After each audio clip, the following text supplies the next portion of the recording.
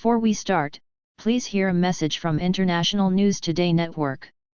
Starting today, for every subscriber, International News Today Network will plant one tree to save our planet. Please help contribute in saving our planet by subscribing to our channel. One subscriber equals one tree. Thanks.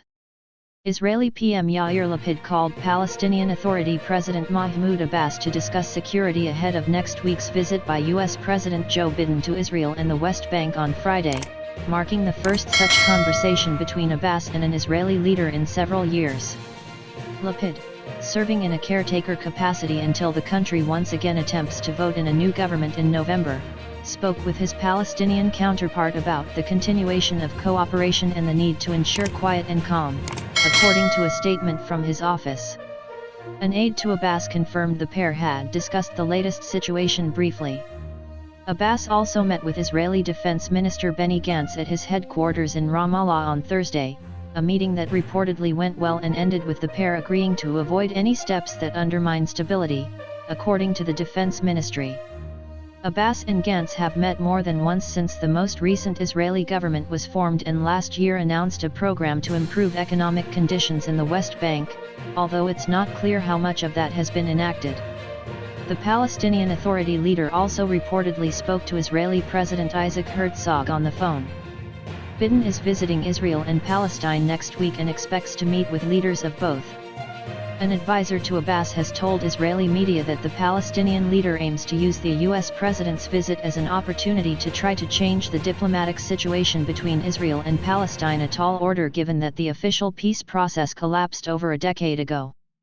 Abbas reported plans represent a major about-face for the Palestinian Authority, which stopped taking calls from Washington during the Trump administration after the former president moved the U.S. embassy in Israel from Tel Aviv, the country's internationally recognized capital, to Jerusalem, which it considers its rightful capital.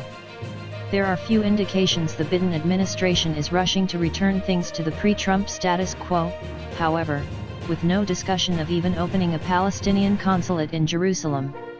Despite what some may see as signs of a thaw between the Israeli and Palestinian leaders, violence between the two states shows no signs of stopping.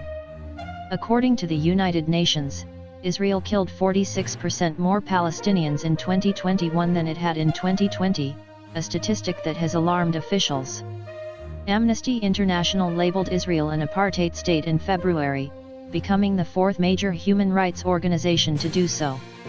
Israel annexed the West Bank following the 1967 war and has constructed a massive wall to protect desirable enclaves of the Palestinian territory they have claimed as their own settlements.